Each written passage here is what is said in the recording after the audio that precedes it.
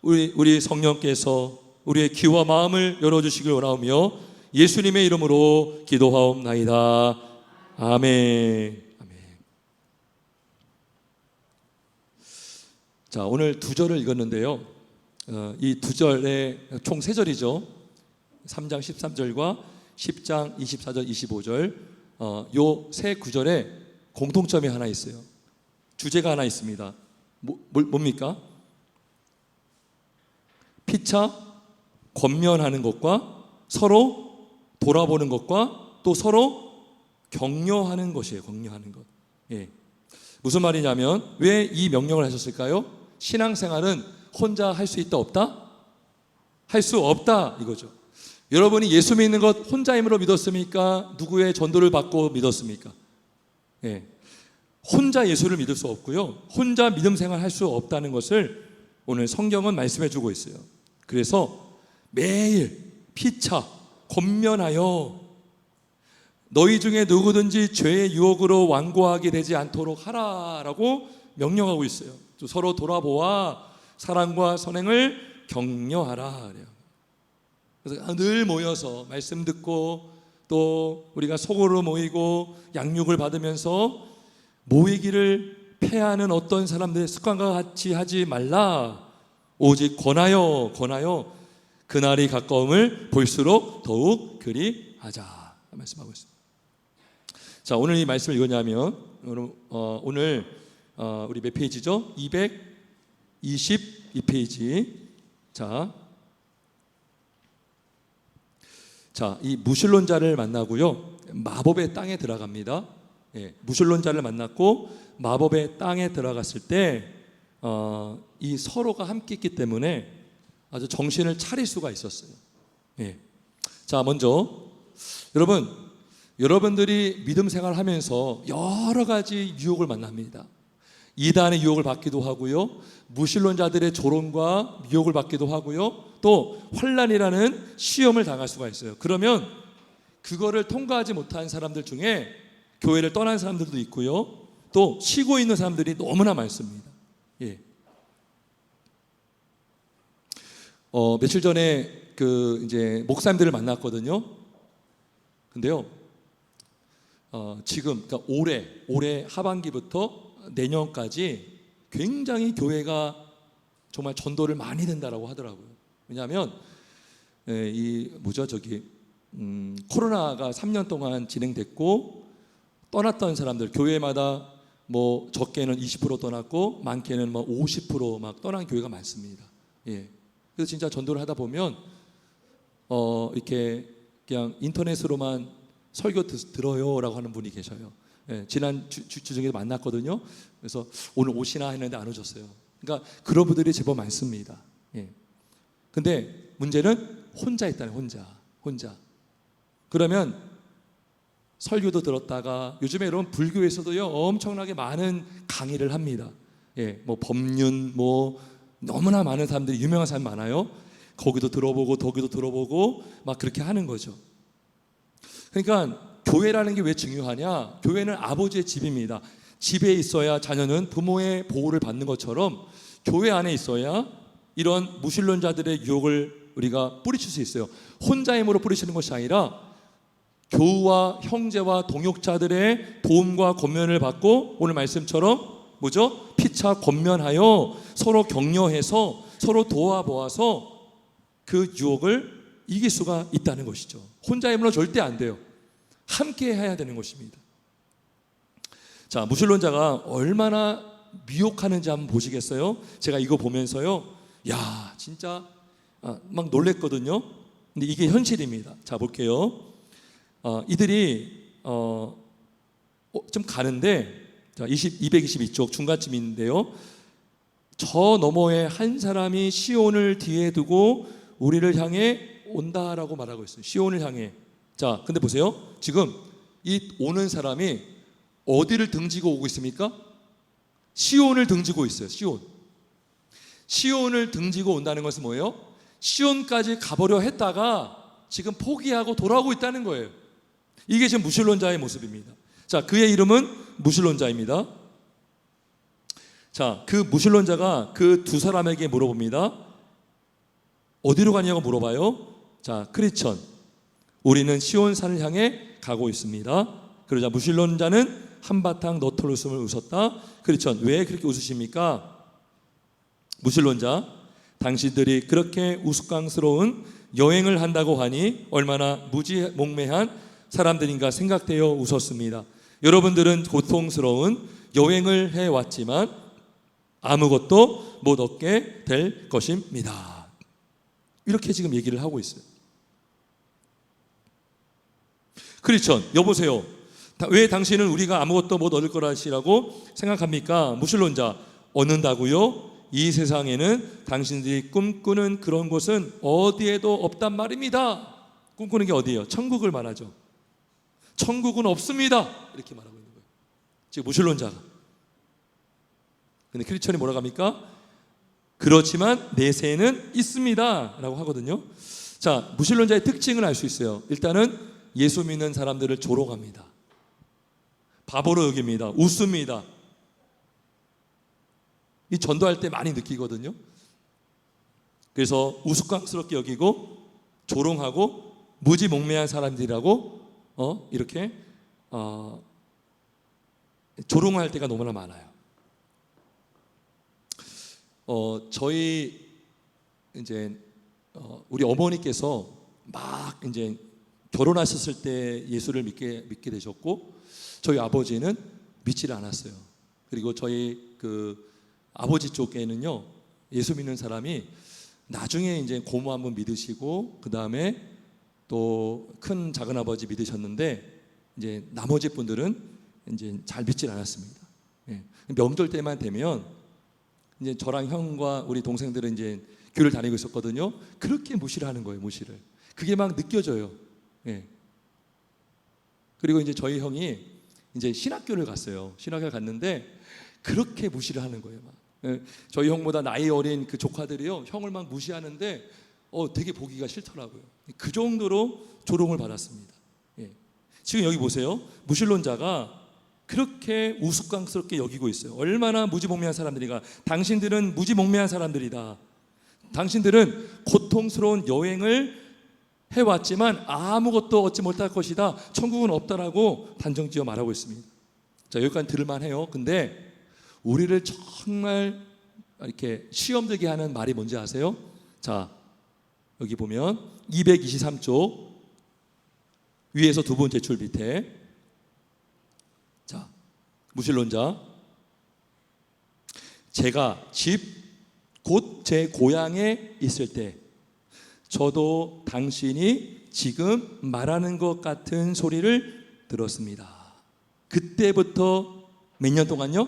20년간 저도 그 도성을 찾아 헤매었지만 제가 출발하던 첫날에 본 것 이상의 것을 본 적이 없습니다. 이렇게 말하고 있어요. 20년 동안요, 진리를 찾아 헤맨 거예요. 여러분, 교회를 다니는 사람 중에도 그렇게 진리를 찾아서 교회를 다닐 수도 있죠. 예. 그리고 교회를 나오면 그나마 다행이에요. 아직 믿음이 생기지 않을 수도 있고 자라지 않을 수도 있어요. 근데 20년간 다녀도 믿음이 안 생겼다? 이건 문제가 있는 거죠. 그러니까 교회를 다니는 목적이 잘못된 걸 수 있어요. 예. 실제로 제가 아는 분 중에 그런 분이 계셨어요. 이제 누나도 뭐 교회를 열심히 다니시고 어머니도 다니시고 막 그러니까, 근데 이분은 그렇게 믿음이 없는 거예요. 근데 막 이제 잘못 교육을 받은 게 뭐냐면, 야, 교회 나가면 하나님이 직장도 갖게 해줄 것이고 교회 나가면 이렇게 해줄 거야 라고 들은 거예요. 그러니까 예수를 믿지 않는데 교회를 나가면 하나님 이렇게 해주실까라고 했는데 안 되잖아요. 그럼 뭐예요? 이 사람에게는 하나님이 없다라고 규정해 버리는 거예요. 이게 참 잘못된 시작이에요. 이해가 가십니까? 보세요. 하나님이 보여주면, 하나님이 있다는 것을 내 눈으로 보면 내가 믿을게요 하면 그 사람은 평생 못 믿습니다. 그죠? 내가 하나님의 은혜를 경험하면 내가 믿겠습니다. 이것도 믿을 수가 없는 거죠. 왜요? 믿는 것은 확인하는 게 아니거든요. 많은 사람들이요, 하나님은 시험합니다. 시험하며 다녀요. 이렇게 내가 열심히 교회 다니고 어떤 사람은 하나님은 믿지 않아요. 근데 헌금하면 돈을 많이 줄 거라고 믿고서 헌금하는 사람이 있었어요. 근데 물질을 안 주니까 헌금생활을 안 하더라고요. 뭐가 잘못된 것입니까? 하나님을 믿어서 헌금한 게 아니라 순서가 믿음이 먼저거든요. 근데 믿지도 않는데 이렇게 하면 주겠지 하고 하면 나중에 시험만 더 크게 되는 거예요. 그러니까 제대로 가르쳐야 되는 거예요. 야, 한번 교회 다녀봐. 잘 될 거야. 하나님 복을 주실 거야. 이거는 순서가 잘못된 거예요. 우리는 많은 유혹이 있지만 그래도 먼저 예수를 믿으라고 해야 될 줄 믿습니다. 예. 그러니까 지금 왜 이 무신론자가요 20년간 도성을 찾아 헤맸다라고 말하고 있어요. 근데 잘못된 방법으로 도를 찾아 헤맸던 것입니다. 여러분, 믿음은요 내가 내일부터 믿어야지 해서 믿을 수 있는 게 아니에요. 제가 말씀을 전하고 목회를 하면서 점점 깨닫는 것은 뭐냐 하면 믿음은 내 의지로 믿는 게 아니구나라는 거예요. 믿음은 하나님이 전적으로 나에게 주시는 선물인 줄 믿습니다. 여러분, 믿음을 어떻게 갖게 되셨냐고요? 어떻게 여러분 예수를 믿게 되었습니까? 한번 생각해 보세요. 여러분, 이에 대해서 믿으셨습니까? 하나님이 은혜를 주셨기 때문에, 선물이라는 믿음을 주셨기 때문에 우리가 지금도 믿고 있는 줄 믿습니다. 그러니까 이 무신론자는요 이 순서가 잘못된 거예요. 잘못된 것이죠. 먼저 믿어야 되는데 이제 뭐 확인을 구했겠죠. 어떤 복을 구했겠죠. 철학적으로 알려고 했겠죠. 절대 그런 방법으로 예수를 만날 수가 없어요. 우리가 예수를 만나는 유일한 통로는 오직 말씀인 줄 믿습니다. 예. 너희가 거듭난 것은 썩어질 것으로 된 것이 아니라 썩지 않을 것으로 된 것이 곧 하나님의 말씀이라 그랬어요. 하나님의 말씀을 통해서만 우리는 예수님을 만날 수가 있습니다. 여러분, 그래서 골로새서 2장 8절에 보면 누가 철학과 헛된 속임수로 너희를 사로잡을까 주의하라 그랬어요. 이것은 사람의 전통과 세상의 초동학문을 따름이요 그리스도를 따름이 아니니라. 제가 이제 신대원을 갔더니요, 이제 학부를 일반 대학교를 다니고 이렇게 신학 대학원을 온 분들이 제법 있었습니다. 근데 고등학교 때부터 목사가 되겠다라고 서운하고 작정했는데도 불구하고 신학교로 바로 가지 않고 일반 대학교 가서 철학을 공부하고 심리학을 공부하고 신대원에 온 분들이 제법 있었어요. 저는 되게 부러웠거든요.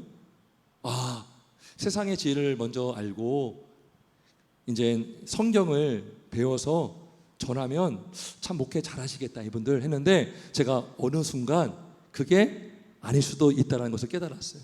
왜냐하면 철학은요 세상의 학문을 딱 모아놓은 거예요. 철학적으로 우리가 예수님을 만날 수가 없어요. 계시라는 것은, 철학은 뭡니까? 진리를 탐구하는 거예요.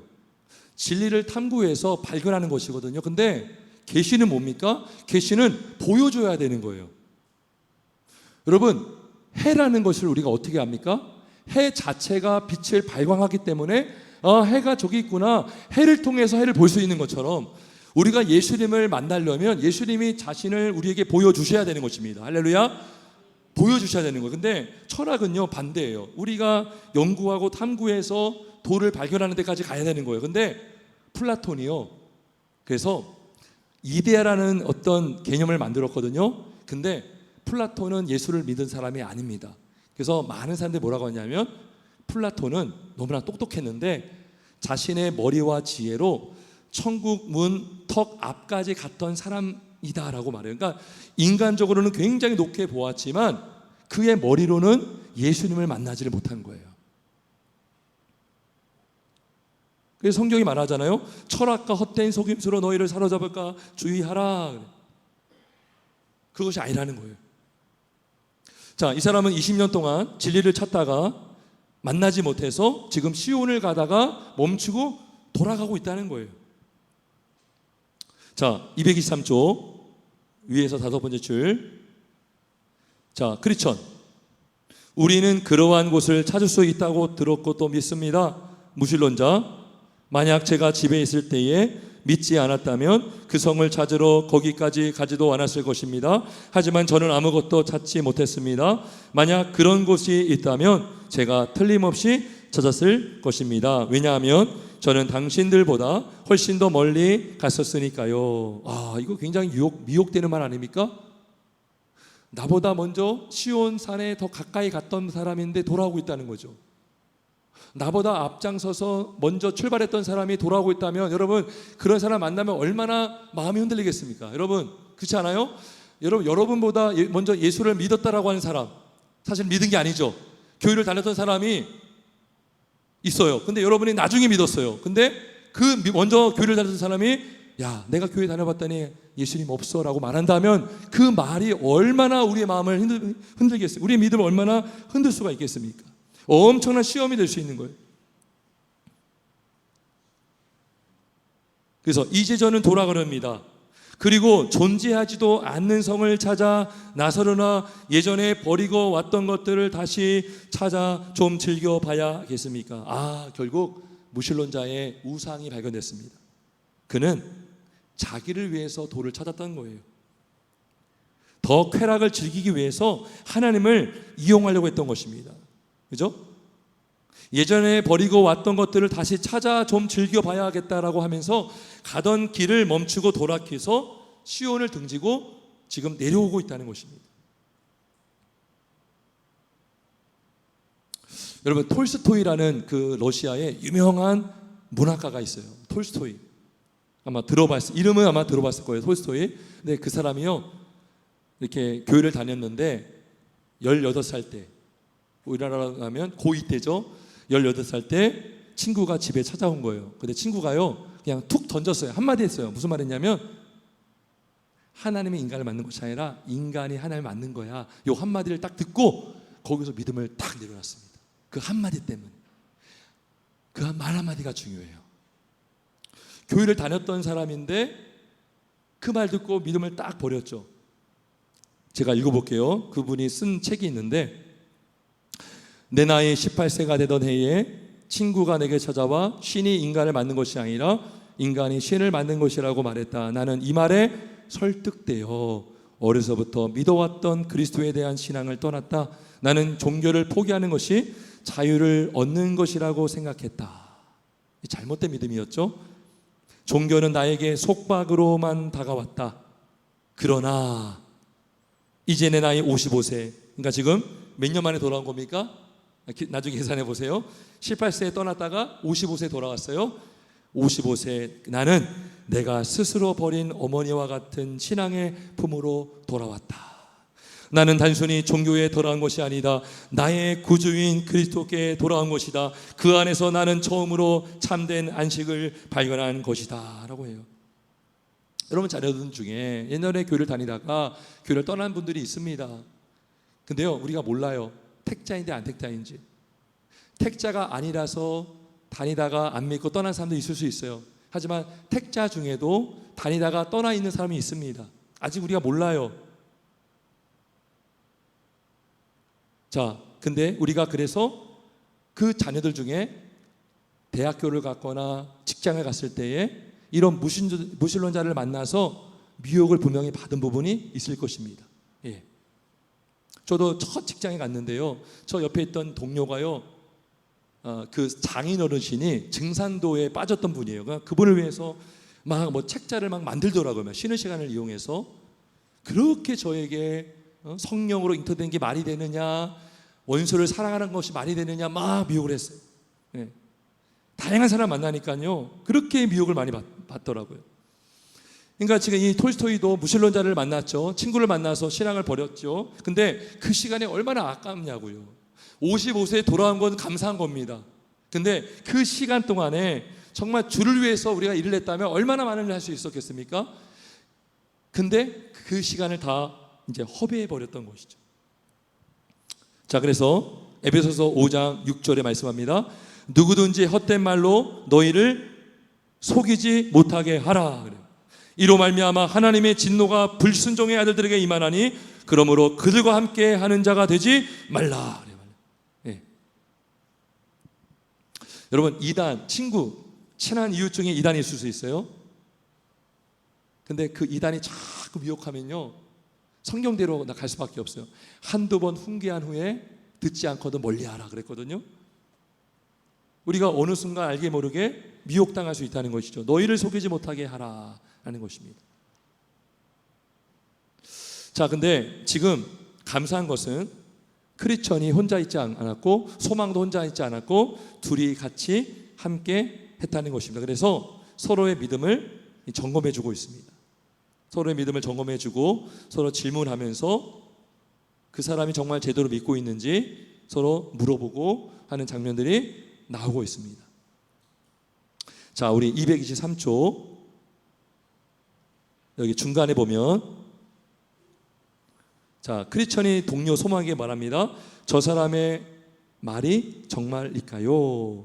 이거는요, 이 크리스천이 몰라서 물어본 것이 아니라 나중에 보면 크리스천이 소망을 한번 점검해 보기 위해서 물어본 질문입니다. 예. 소망이 이 크리스천이 정말 믿음이 없어서 한 말이 아니라 소망의 믿음을 점검하기 위해서 물어봤다는 것이죠. 소망이 아주 잘 말합니다. 제대로 말을 해주고 있어요.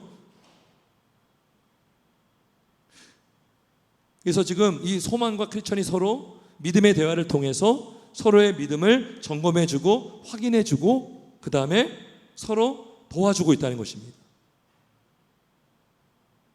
자, 그래서 히브리서 3장 13절의 말씀을 다시 제가 읽어봅니다. 오직 오늘이라 일컫는 동안에 매일 피차 뭐하라? 권면하여 너희 중에 누구든지 죄의 유혹으로 완고하게 되지 않도록 하라. 믿음의 동역자가 필요한 줄 믿습니다. 믿음의 동역자가 정말 중요한 줄 믿기를 바랍니다. 혼자 바른 길로 가고 있다고 여겨지지만 믿음 있는 사람이 볼 때 그거 잘못된 길임을 딱 보면 말해줄 수 있는 거죠. 그래서 서로 끌어주고 잡아주고 격려함으로 같이 끝까지 도성으로, 천국의 도성으로, 하나님 나라로 한 발짝 한 발짝 갈 수가 있는 것입니다. 자, 이 두 사람이 함께 있음으로 인해서 정말 결정적으로 좋은 도움을 서로 줬던 게 뭐냐면, 자, 마법의 땅에 들어갑니다. 근데 이 마법의 땅의 특징이 뭐냐면 낯선 사람이 마법의 땅에 들어가면 졸리는 게 특징이에요. 혹시 여러분 졸린 분 계세요? 여기 중에? 깨어나길 제 이름으로 축원합니다. 예, 이 마법의 땅에 나와요. 마법의 땅. 마법의 땅에 들어가면 224쪽 맨 밑에 부분 보세요. 마법의 땅을 들어가면 낯선 사람이 들어가면 조는 특징이 있어요. 이 땅은 특징이 그거예요. 자, 보세요. 지금 이 소망이 되게 졸립니다. 지금 굉장히 졸려요. 자, 중간 볼게요. 여기서 소망은 잠에 겨워 발걸음이 둔해지기 시작했다. 그리하여 소망은 크리스천에게 말했다. 웬일인지 매우 졸리기 시작합니다. 거의 눈을 뜰 수가 없어요. 그러니 여기 누워 자고 갑시다 했을 때 크리스천이 뭐라고 합니까? 절대 안 돼요. 일단 잠들면 우리 다시 깨어날 수가 없습니다. 그래요. 여러분, 막 에베레스트 막 등반하는 분들 있잖아요. 그래서 막 조난당하고 길을 잊어가지고 밤새는 그런 장면이 있어요. 영화를 보면. 그러면 거기서 동료가 막 깨웁니다. 막 졸만한데 잠을 우리 주고 계속 깨우잖아요. 그죠? 동료는 뭐예요? 깨우는 거예요. 여러분, 운전할 때 있잖아요. 운전할 때 보조석에 누가 있는 것과 혼자 있는 것과는 다릅니다. 그러니까 보조석에 있는 사람의 역할이 있어요. 뭐 해야 되는 거예요? 졸지 않도록 말 걸어주고. 그래서 여러분, 어디 여행 갈 때 멀리 있는 여행 갈 때 있잖아요. 옆에 있는 사람은 힘들어요. 운전하는 사람은 운전을 하고 신경 쓰여 지루하지 않는데 옆에 있는 사람은 자꾸 말을 걸어줘야 됩니다. 그럼 뒤에 있는 사람은 잠을 자도 상관이 없어요. 근데 보조석에 있는 사람은 계속 말을 걸어줘야 되는 거예요. 졸지 않도록. 무슨 말이냐면 우리가 함께 믿음 생활하면서 서로 권면해주고 서로 격려함으로 깨워주는 역할을 해야 된다는 것입니다. 데살로니가전서 5장 6절에 그러므로 우리는 다른 일과 같이 자지 말고 오직 깨어 정신을 차릴지라. 그래서 여러분, 이 사람들이요 계속해서 말을 겁니다. 서로. 우리 그러면 이야기를 서로 주고받으면서 걸어갑시다. 무슨 주제를 할까요? 당신이 먼저 말해보세요. 그러면서 우리 다음 주에 보겠지만 이들이 무슨 말을 하면서 가느냐? 은혜 받은 이야기를 합니다. 은혜 받은 이야기. 구원의 은혜에 대해서 이들이 이야기를 하면서 갑니다. 무슨 말입니까? 이런 믿음의 동료가 너무나 중요합니다. 서로 말을 걸어주고, 서로 점검해주고, 서로 질문해주고, 너 요즘에 믿음 생활 잘하고 있니? 여러분 그럴 수 있잖아요. 여러분의 친구가 있는데 같이 살지 않아요. 근데 믿음 생활 잘하는지 안 하는지 궁금해요. 그럼 오랜만에 만나면 물어볼 수 있잖아요. 친구야, 너 믿음 생활 잘하고 있느냐? 내가 그때 교회로 인도해 줬는데 그 교회 잘 다니고 있어? 물어볼 수 있잖아요. 그리고 여러분 우리가 교회를 다니면서 서로 믿음의 동료 간에 우리가 대화를 해야 되는 거예요. 계속. 그죠? 우리가 구역 모임하고 또 교제하면서 대화를 나누는데 우리가 대화를 해야 될, 특별히 교회에서 우리가 대화할 때에 어떤 대화를 해야겠습니까? 거룩한 대화, 특별히 구원의 은혜를 우리가 서로 나눌 수 있길 주님의 이름으로 축원합니다. 이사야 58장 13절 한번 말씀 보고 마치겠습니다. 이사야 58장 13절. 이사야 58장 13절.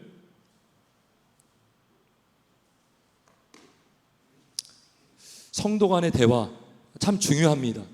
성도 간의 대화 중요한데 지금 이 크리스천과 소망이 서로 졸지 않도록 대화를 하기 시작했는데 은혜로운 하나님이 베푸신 은혜에 대한 대화를 하면서 걸어간다는 것이죠.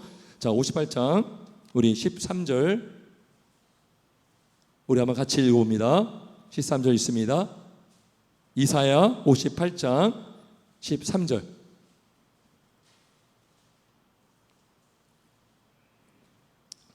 같이 읽어볼까요? 시작.